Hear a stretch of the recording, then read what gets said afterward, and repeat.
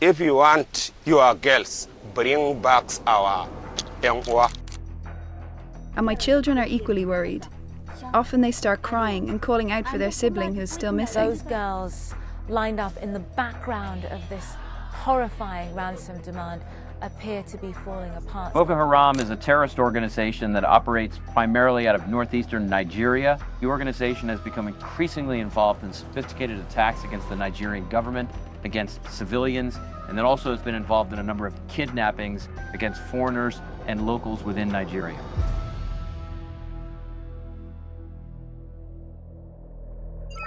Nigeria has become the kidnapping capital of the world, but how did we get here? To understand that, we need to go back to where it all began. It begins in the swamps and creeks of the Niger Delta, where the country extracts most of its oil wealth. In the early 2000s, militant groups started taking foreign oil workers hostage to pressure oil companies and the government to share more oil revenue with local communities who saw their land polluted, while outsiders got rich. The strategy worked. Oil companies paid massive ransoms to get their employees back. The government negotiated, and the militants learned a crucial lesson. Kidnapping gets results.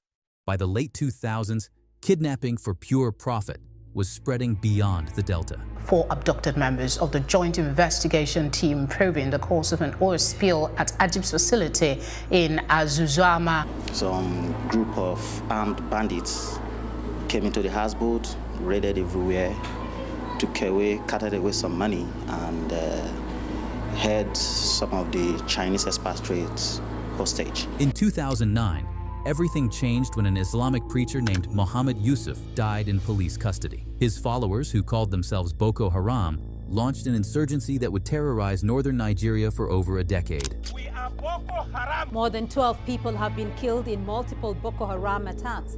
2 villages and a camp for those displaced by the bloody conflict in the northeast part of the country were the targeted areas. Here's more on that. Unlike the Delta militants, Boko Haram didn't just want money. They wanted to establish an Islamic caliphate, and they saw kidnapping as a way to fund their operations, recruit new fighters, and strike terror into communities that opposed them.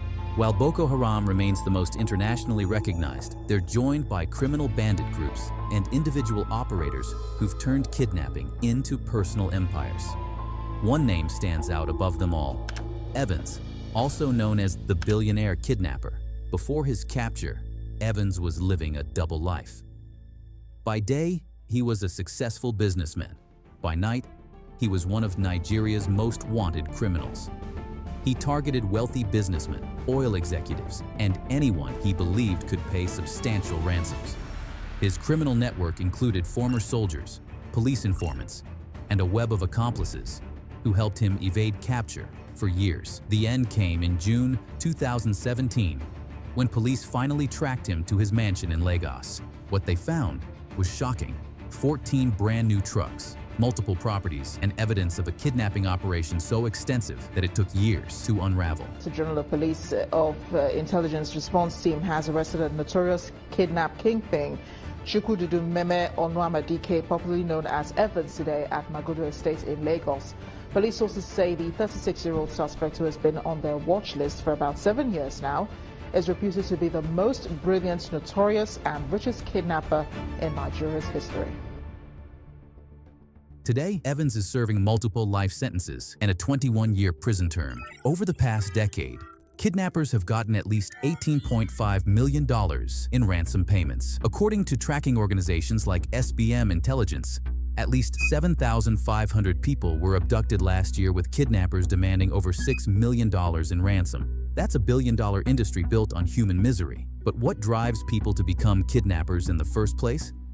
The answer reveals the deeper crisis that has been consuming Nigerian society for decades: widespread unemployment, corruption, ungoverned territories, and security forces unable to protect vast rural areas.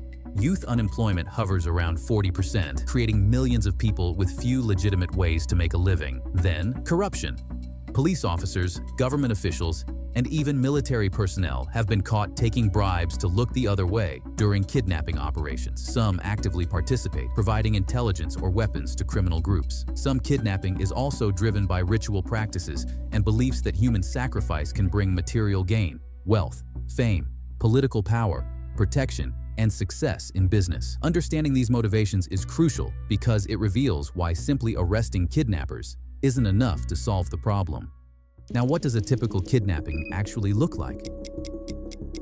When they are beating us, even the one that used to teach us what we will be saying, tell them you need money or else they will kill you. If we kill you, we don't lose anything. Criminal groups gather intelligence, often using extensive surveillance, local informants, compromised security personnel, and social media monitoring to identify wealthy targets or vulnerable schools. They study their targets' routines and security. They map escape routes, sometimes spending weeks preparing for a single operation. Then they strike at night or in the early morning when visibility is poor and response times are longest, or during travel, using superior firepower to overwhelm any resistance.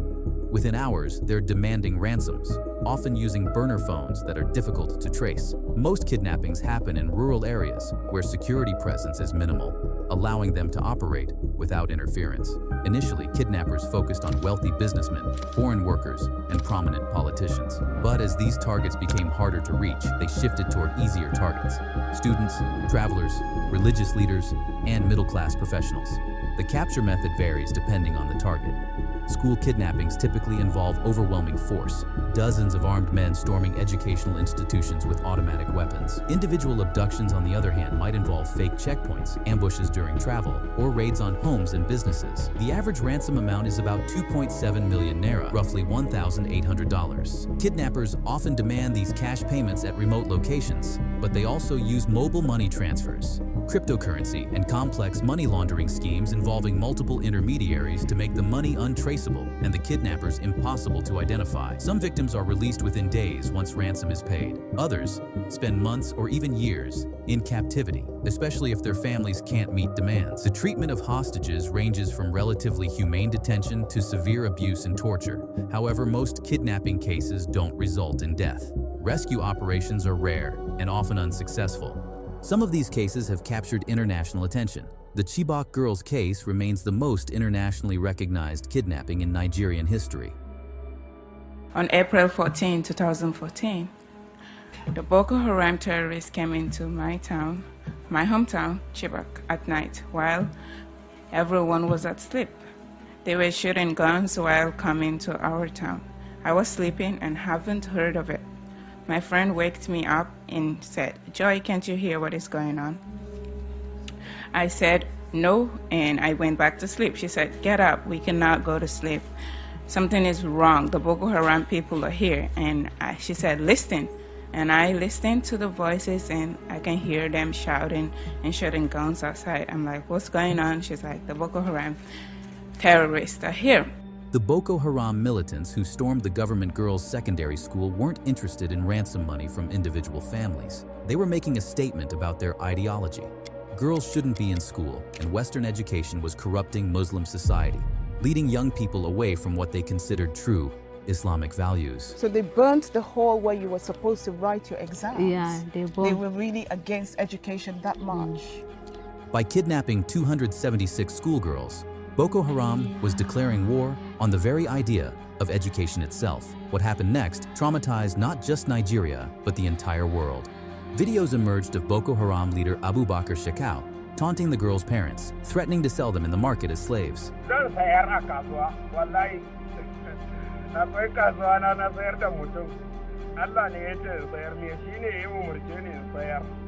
The hashtag #BringBackOurGirls campaign exploded all across social media, with celebrities, world leaders. My husband and I are outraged and heartbroken over the kidnapping of more than 200 Nigerian girls from their school dormitory. And millions of ordinary people demanding their safe return. Unfortunately, social media campaigns couldn't reach into the Sambisa forest where the girls were being held. For months, then years, most of the Chibok girls disappeared into Boko Haram's network of camps and hideouts. 57 escaped in the immediate aftermath, jumping from trucks or fleeing during chaos. The rest vanished into a nightmare of forced marriages, slavery, and indoctrination attempts. Today, 10 years after that April night, 82 of the original Chibok girls are still missing. Many are presumed dead.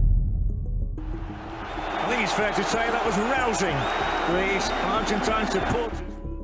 It was June 26, 2018, and Nigeria was about to face Argentina in a World Cup clash that would determine whether the Super Eagles advanced or went home.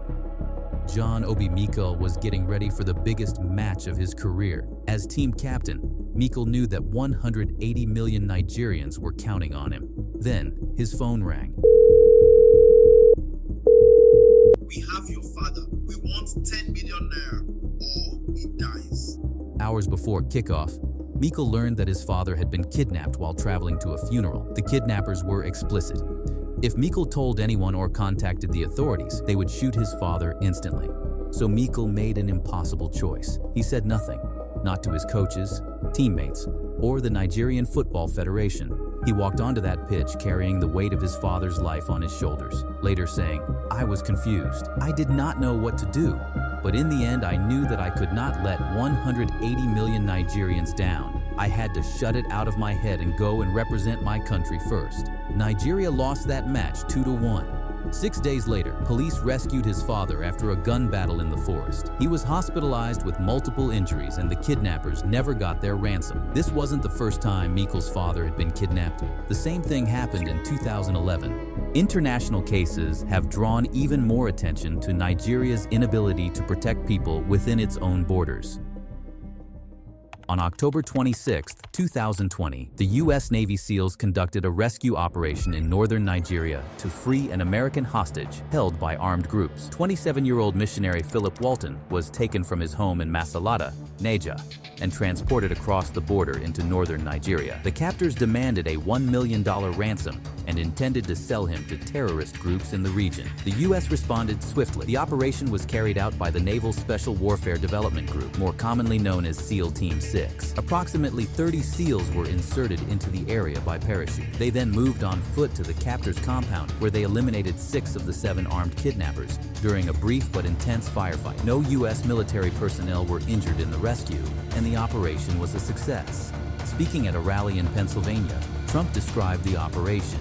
We had a mission sent to a faraway land where they kidnapped an American citizen, and the kidnappers wished they had never done it. Trump also posted a celebratory message on X, stating, "Our nation salutes the courageous soldiers behind the daring nighttime rescue operation and celebrates the safe return of yet another American citizen." The rescue mission was made possible by intelligence provided by the CIA, the Marine Forces Special Operations Command, along with cooperation from the governments of both Niger and Nigeria.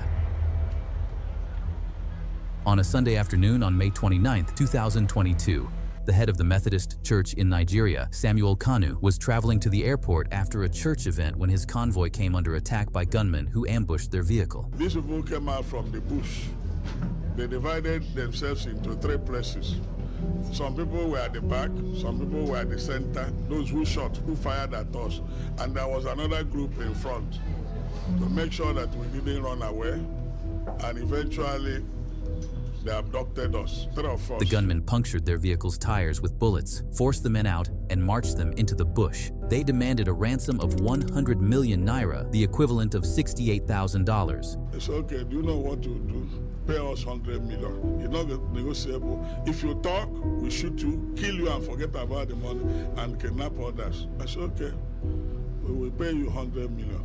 Threatening to behead the clergyman if the money was not paid. The ransom was eventually paid in 5 sacks, each containing 20 million naira. Kanu and the 2 other priests were released unharmed a day after the abduction. In an interview after his release, Kanu revealed the captors showed him decomposing bodies of past victims and warned that they would be next if the ransom was not paid. The fact that criminals were willing to target one of Nigeria's most prominent religious leaders sent shockwaves through the country's Christian community.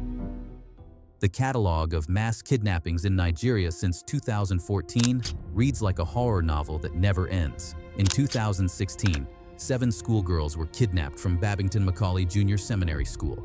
In 2017, gunmen abducted students and teachers from a Nigerian Turkish college. That same year, 3 University of Maiduguri lecturers were taken.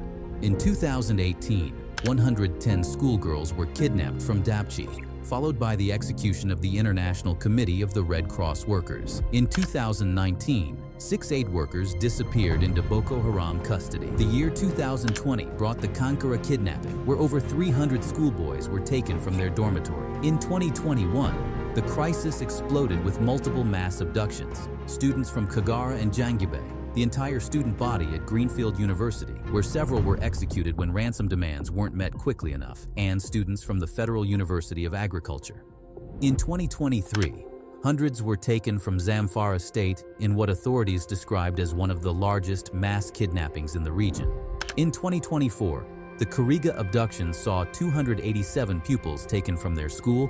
Early 2025 brought reports of the Banga village kidnapping, all suggesting that the crisis shows no signs of slowing down.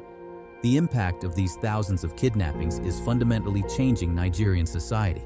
In Nigeria today, the fear of abduction influences everything from where people choose to live to how they send their children to school. Parents coordinate with multiple relatives before allowing their children to travel anywhere. Business owners hire security consultants to assess kidnapping risks before expanding into new areas. Churches and mosques organize group travel for worshipers attending services. The psychological impact is equally devastating. Parents live in constant fear that their children won't come home from school. We're really frightened of Boko Haram because they're only a few hundred meters away from us.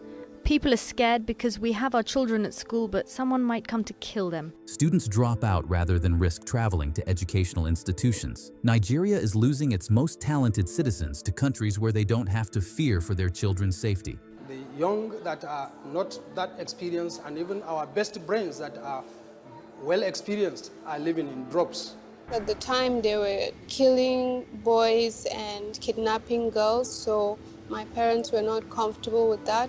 And then we moved to Abuja, and I lived there for 6 months before I went to London to study. When doctors, engineers, teachers, and entrepreneurs flee the country, they take with them the human capital. Nigeria needs to solve its underlying problems. The result is a vicious cycle. Insecurity drives away the people who could help build a more secure and prosperous society. Foreign investors avoid regions with high kidnapping rates. Agricultural production suffers when farmers are afraid to work their fields. Da aka kore mu a 2013 muka tafi, to haka wannan abin ya salwanta ban samu na girbe ba. To shekara da ya sake zagayowa kuma, bunni ya taso, ya yi kyau, amma kuma shi ma har yanzu ban sake samu in girba ba. 2015 kenan. To daga nan kuma ban sake aiki a gonan ba. Transportation costs increase as drivers demand danger pay for traveling through high-risk areas. But perhaps the most insidious effect is how kidnapping undermines social trust. When anyone could be an informant, when authorities might be compromised, when neighbors might disappear without warning, the social bonds that hold communities together begin to fray. People retreat into defensive isolation, reducing their willingness to cooperate on collective problems or trust institutions that are supposed to protect them. All of this raises a fundamental question: where is the government while this is happening? The Nigerian government repeatedly claims to take kidnapping very seriously. According to Nigerian law, punishment for kidnapping can include life imprisonment or even capital punishment. A law passed in 2022 banned paying ransoms to kidnappers, and the president called for stronger penalties and coordinated efforts to disrupt criminal networks. The government insists it's winning the war against what it calls banditry and terrorism. But reality on the ground tells a different story. Despite decades of military operations, kidnapping rates continue to climb. Criminal groups adapt faster than security forces can respond. New gangs emerge as quickly as old ones are dismantled. Nigeria's military is spread across multiple conflicts, from Boko Haram in the northeast to pipeline vandalism in the south to banditry in the northwest. They don't have enough personnel, equipment, or intelligence capabilities to effectively police an area the size of Western Europe. Even when government forces successfully rescue kidnapping victims, they frequently lack access to psychological support, medical care, or social services needed to recover from trauma. Criminal prosecutions move slowly through corrupt or underfunded courts, and many kidnappers who are captured eventually escape from prison or are released on technicalities. In some areas, communities have given up on government protection altogether and formed vigilante groups to defend themselves. Nigeria's kidnapping crisis isn't inevitable or unsolvable. The question that hangs over Nigeria today isn't whether the kidnapping crisis can be solved. It's whether the country has the political will to make the difficult, sustained investments in governance, security, and development that a real solution would require. For the 82 Chibok girls still missing for over a decade, for the thousands of other victims still in captivity, for the millions of people who live in fear, and for the future of Nigerian democracy itself, finding an answer to that question has become a matter of urgent national survival.